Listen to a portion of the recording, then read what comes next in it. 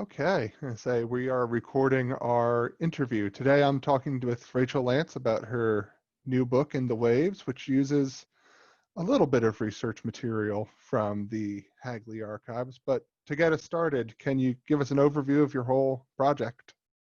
Yes. So my project was to look at the mysterious sinking of the Civil War submarine HL Hunley. This submarine was a 40-foot long, 4-foot diameter homemade submarine that was used during the Civil War by a small group of, I kind of think of them as like a ragtag assembly who was trying to help break the Union blockade. So they eventually brought this submarine to Charleston, South Carolina, where the Union warships were blockading this harbor and stopping any new supplies from getting in. And this obviously had a very negative effect on the South, which didn't have a ton of industry of its own. So the submarine was one of the tactics that the Confederacy came up with in order to try and sink some of those ships and either break that blockade or at least like terrify them enough that some of them would be less willing to patrol as well. So on February 17th, 1864, the Hunley cranked out to its target, which was the U.S.S. Housatonic. And I say cranked because that's literally how this boat was propelled. There were 8 men inside. One was in charge of steering and navigation, and then the other 7 were all positioned at locations along a crank handle. And that was how they turned their propeller. So they cranked this thing out about 4 miles to the nearest Union warship, which was the Housatonic. And to attack it, they had, at the end of a spar, this massive copper black powder torpedo. And at the time of the Civil War, when they used the word torpedo, they didn't mean the modern self-propelled devices. So this was something that was stationary. So you have this long submarine, the model of which is actually behind me, and with a 16-foot spar attached to the bow end, and then the torpedo attached to that, and it was pressure triggered. So as they cranked it up to the hull of the Housatonic and they impacted that wooden hull, it set off the bomb. Now, in 2000, they brought this submarine up. It disappeared after its attack. Nobody knew what happened.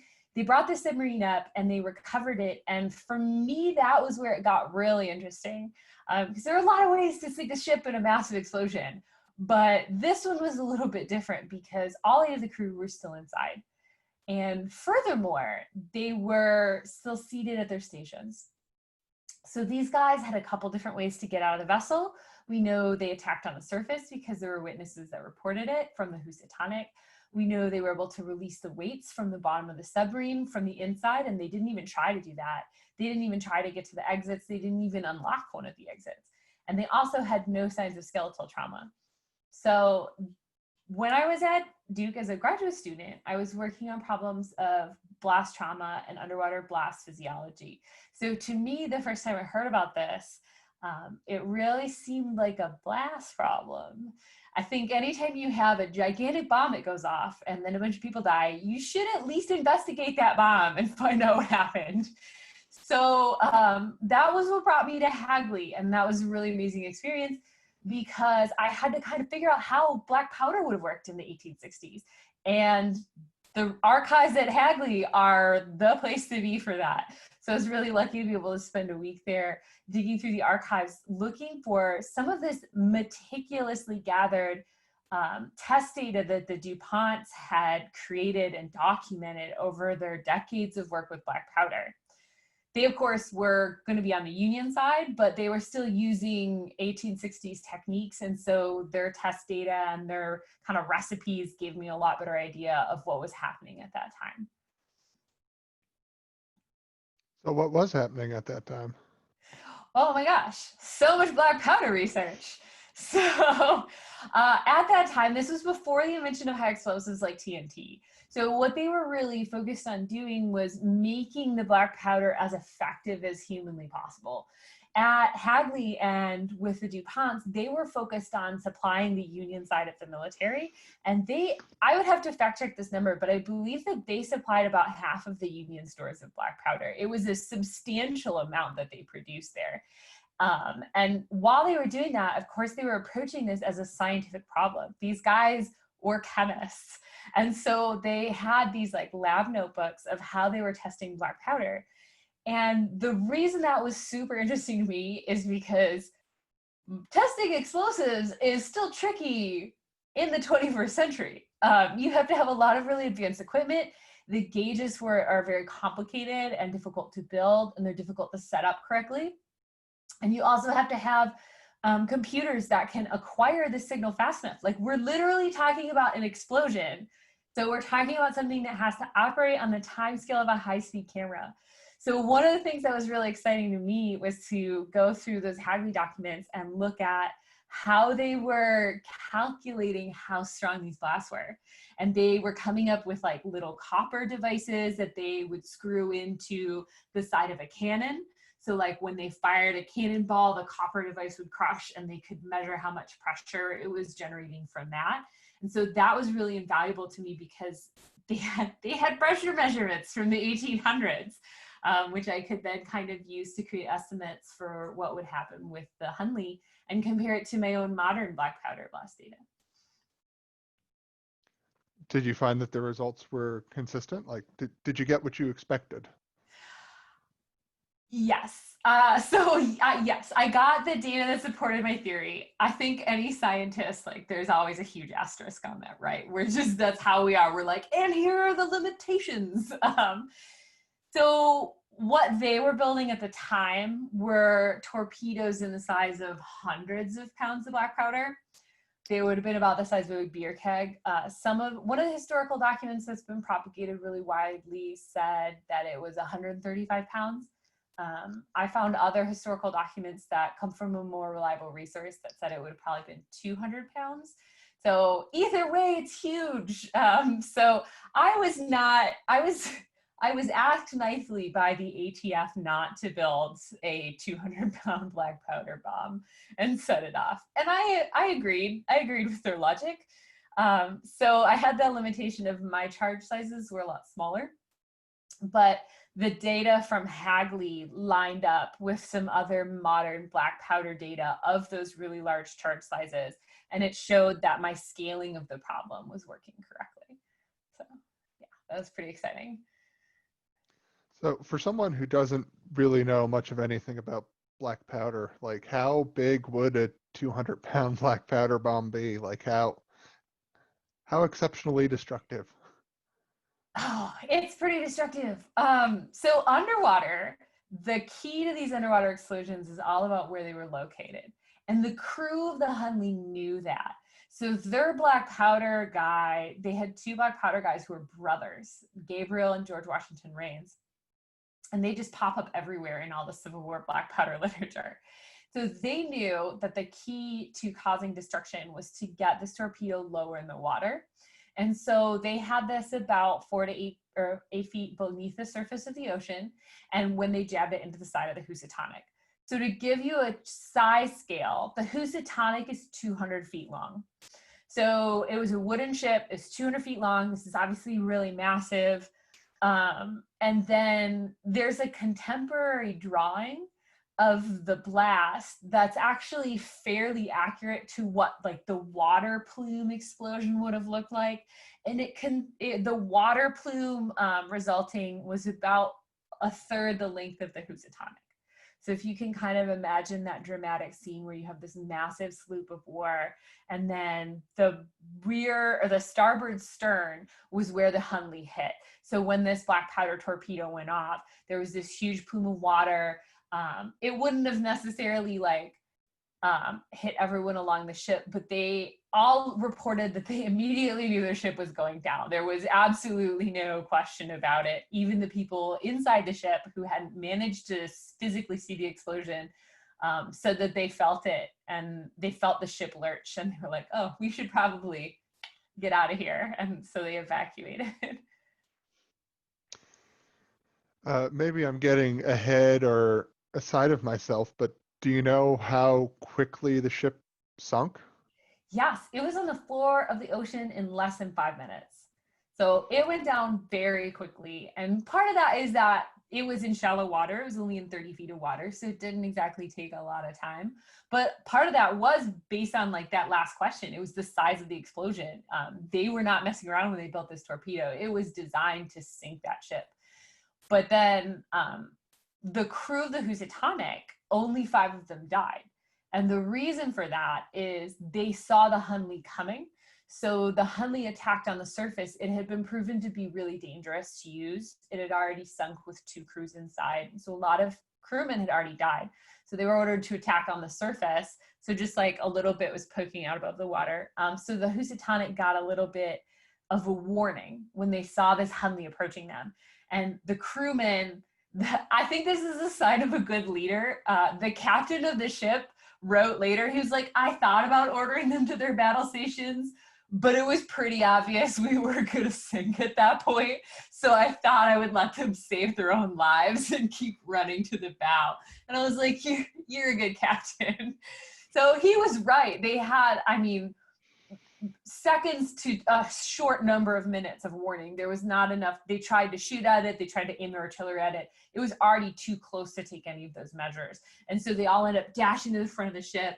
The ship blows up. They all end up climbing the rigging. And so it's on the ocean floor in less than 5 minutes. And almost 200 men are climbing and hanging from the rigging for another 45 minutes or so before they could get rescued from another ship in the blockade.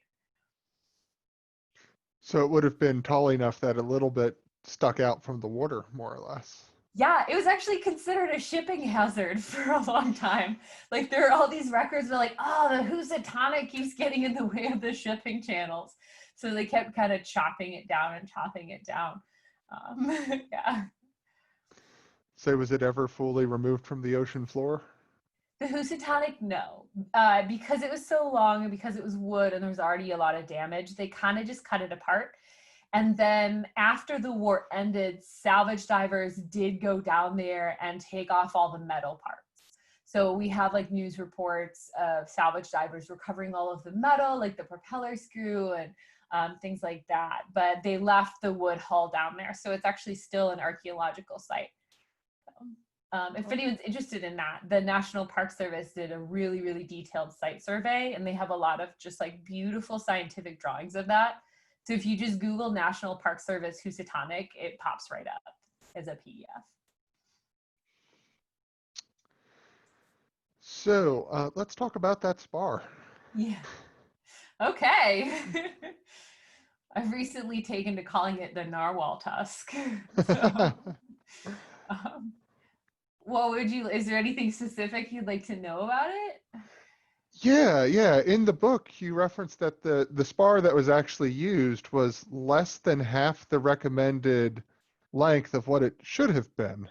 Yes. So that was, again, these guys, Gabriel and George Washington Rains, they had the nickname the Bomb Brothers, and they knew their blast physics. So Gabriel Rains would not have necessarily had the physics and the know-how to calculate exactly what the risk to the submarine was, but based on his experience just blowing a lot of stuff up, he knew that the submarine needed to be further away. And so his recommendation was that the spar be about 40 or 50 feet long. And that was an engineering problem because then you have like a device on the end of a really long spar and it tends to kind of pull the ship. So that was why they decided to make it a lot shorter. They made it only 16 feet. And then they made it on a downward angle. So they were actually even closer to that. So as we were talking about the Housatonic, it's 200 feet long. This charge was big enough to consume about like the latter third of the ship. Well, now you have it's only 16 feet from the Hunley. So that was part of what was indicating to me that they might have suffered some of the negative effects from this blast. And yeah, so Gabriel Rains knew that their spar wasn't going to be long enough, but he also didn't think very highly of these submarine boats. He was pretty disparaging about them and did not pull his punches about it. This was not a man who hid his opinions. So he wrote, like in his actual textbook, he called them abortions of creative genius. So, which I think is a pretty harsh way to describe someone else. Abortions of inventive genius, yeah. So I think it's a pretty harsh way to describe someone else's invention. Did he recognize, or did anyone at the time recognize that it was as dangerous as what it proved to be? I think they knew it was dangerous, but I don't think they knew why. So because this thing had already sunk twice, and so I talk about both of those sinkings in more detail in the book, but it had already sunk twice, literally just during practice and training missions. One full crew died and one partial crew died. Some of them escaped in one of that. But so people already knew that there had been two sinkings of this thing where they had to raise it and then clean out the dead bodies afterwards. So it earned the nickname the Peripatetic Coffin. So it's basically considered like the moving coffin. And so it had been called that somewhat disparagingly within the Confederacy. But you have to also remember too that in 1863 to 1864 is when the siege of Charleston was happening. So these were troops who were being shelled and bombed on a nightly basis. And I think that was a really big motivator behind why some of them were willing to get into it anyway. Like if you're gonna be bombed every day and every night, no matter what, you start, I would think, searching for more creative ways to help that war end no matter what, because you start to recognize that you're still at risk on a day-to-day basis. But yes, there's no record that indicates.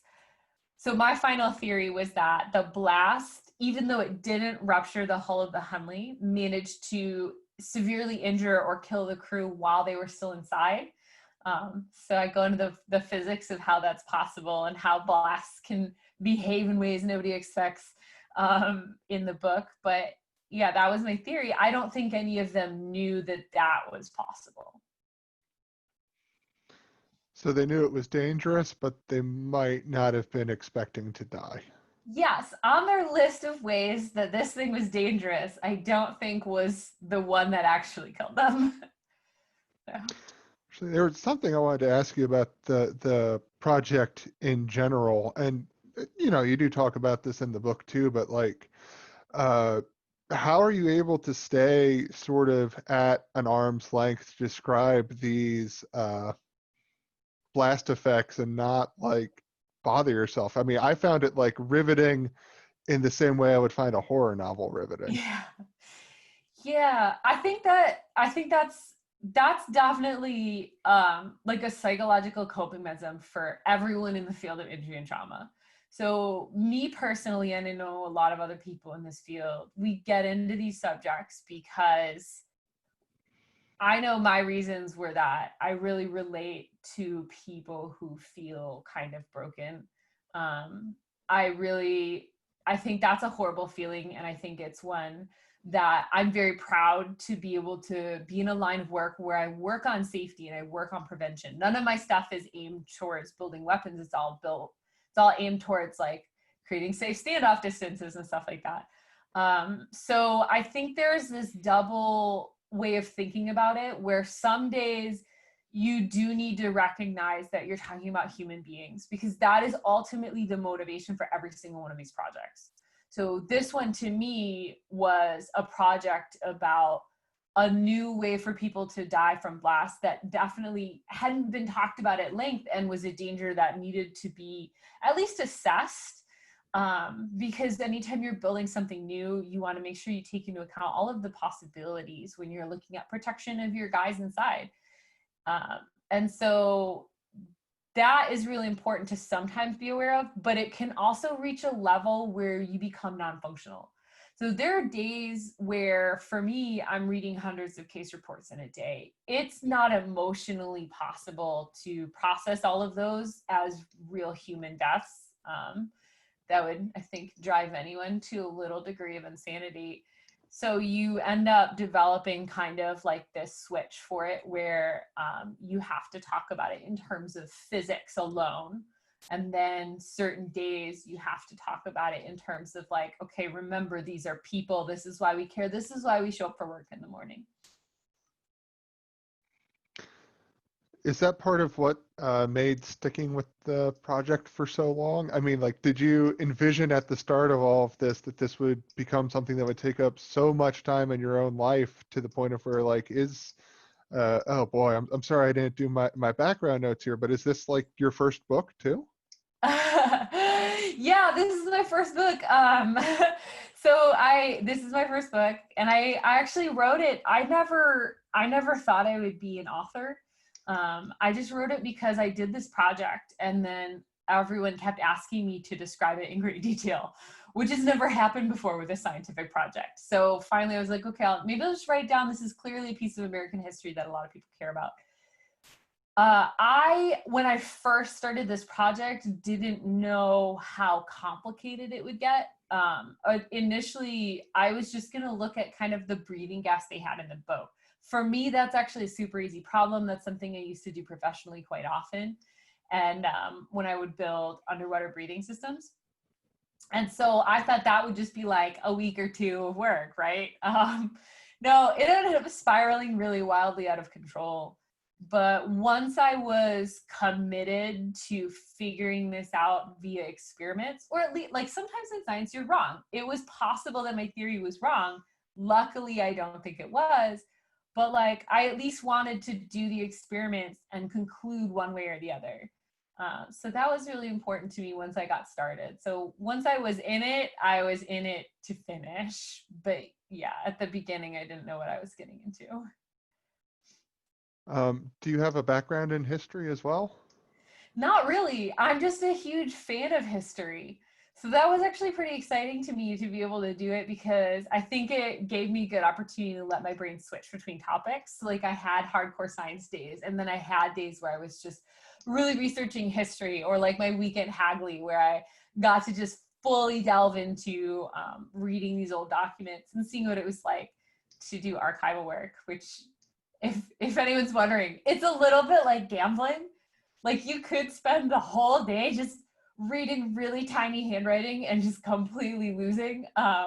But then there'll be that one moment where you hit a jackpot, and that's enough to like keep you going for a while. It's pretty exciting when you run across that one document you were looking for that says what you needed. So what was your most exciting jackpot? Oh gosh. I do think it was at Hagley at Black Powder, because that was such a huge problem. Like, this black powder, nobody really uses it anymore unless you're black powder hunting. This is a long obsolete explosive. So it's been centuries since anybody really did any kind of experiments with black powder. So there's no data. I mean, there's some, but it's all over the place. It's very fluid and changing with the scenarios that it's in and stuff like that. And so I remember going through these lab notebooks, and there were like just stacks and stacks of lab notebooks. And I remember finding one data point that was the exact setup of the Hunley's torpedo. And I was so excited about it. And I immediately like I was recording everything with camera. Like, that's how I was digitizing things. So I took a bunch of pictures, and then I took a bunch of pictures with my cell phone, and I texted it to a bunch of people as if they would know what I was talking about. But I didn't even care. I was so pumped. I was like, look, just be excited about this with me. So but that was a really big breakthrough, because that was a really important piece of the scientific process of evaluating what happened. And then with jumping in not only to history, but to Civil War history, what was that like to suddenly have all of these concerns about, very contemporary, as we've seen this summer, political concerns come in with studying a field like this that is still pretty charged? It is. It's really charged. The main concern from the history perspective is the way that impacts your sources. When you're reading about the Civil War, it's a lot different than if you're reading about World War I or World War II. And I've done kind of historical science projects on both of those as well. They haven't become books like this one did. But with those, typically people have a lot less emotional attachment to their mental narrative of what happened. Whereas with the Civil War, people kept really upset about it. And I think a lot of that is because obviously it still has contemporary ramifications. Like, the institution of slavery was horrifying. Reconstruction was an attempt at ameliorating some of it. It didn't go nearly far enough because then immediately segregation happened. So obviously a lot of the American population is living today with shadows of the Civil War that affect their everyday lives. And that means that a lot of people get really emotionally biased towards what they really want to believe because of the way that it's impacting their life today. So for me, when I was going through and doing the history, I had to address that by being as careful as humanly possible. So I really went back to primary sources every possible opportunity. I was very, very unwilling to put anything in the book if I wasn't able to literally like look at the handwritten document from the 1860s / find 2 or 3 others and put them in there. And so, yeah, that became a very difficult issue. So for what it's worth, I think you handled it really, really well. Thank you. Both from the history and the science part. I was a remedial math student who got straight C's, Yeah. and I got it. I managed to read through the book in just a day. Oh, good. Yeah, no, that was my goal, is like math can get very complicated, but you don't need to understand calculus to understand what calculus teaches us about the universe. So that was, I tried to communicate, not necessarily the equations, there are no equations, but basically like the underlying meaning of what it means. So I'm glad you like that. I think we're starting to wind down a little bit. Is there anything that I haven't asked you today that you really wish I would have, like that you were excited to talk about, but that we didn't cover? No, I think you've done a really good job of this. I think one of the common questions that I get is, it was the, why did you decide to write a book? And that one we kind of talked about a little bit already, is it was very fascinating to me to learn how many people cared about this story. And I think that's been one of my favorite parts about this experience, is meeting new people who really relate through this project. So I think of this book as kind of like an extended thank you note. So when talking about the science, like each of the cast of motley characters that's in there has become someone that I stay in touch with and become a friend. And we had absolutely nothing in common except for the shared determination to work on this puzzle together. Like, I didn't have any money. I couldn't give them anything to thank them. They were all just volunteers. And so I was really excited to tell that part of the story of science. I think that's really important now, especially as we deal with coronavirus. And everyone keeps waiting for a vaccine, is this reminder that behind the science, there is just a huge number of scientists who are putting thousands of hours of their lives into things. And they are kind of living life as it happens too. And so that to me is an important process to describe. And if I may ask one final question. Sure. Do you see yourself working on any other similar projects in the future? Ooh, well, so I do now hold a faculty appointment. I don't think that made it in the book because it's pretty recently. So Duke offered me a faculty appointment. So earlier today, I was working on a report from another underwater accident type situation, and it was looking at deaths from a different cause, but it's still underwater physiology. So I'm very passionate about that field, about extreme environments, about blast exposure, blast physics, and I am already working on other projects for that. In terms of the history, I do think that the way history and science interact is something that's really undervalued. You tend to get people who care about one or the other, and they don't realize how much they're interconnected. Like stainless steel was invented because of World War I. They needed something that wouldn't rust in the trenches. So that's just like one example of the way they're linked together. So I actually already am working on a second book, and it's another nonfiction book, and it's about a group of scientists who were active during World War II, in downtown London, even during the Blitz. And they were doing experiments on themselves in order to figure things out that then the military and the Navy needed to know in order to eventually have a successful invasion of Normandy. So I'm pretty excited about that as another project in the same area. Wow.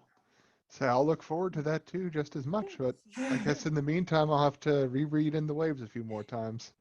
Yeah, I can't write them as quickly as people can read them. So, but All right. Thank you. yeah, no, thank you very much. And thank you again to Hagley for having these archives and keeping this history alive so that people like me can pillage them for our science. All right.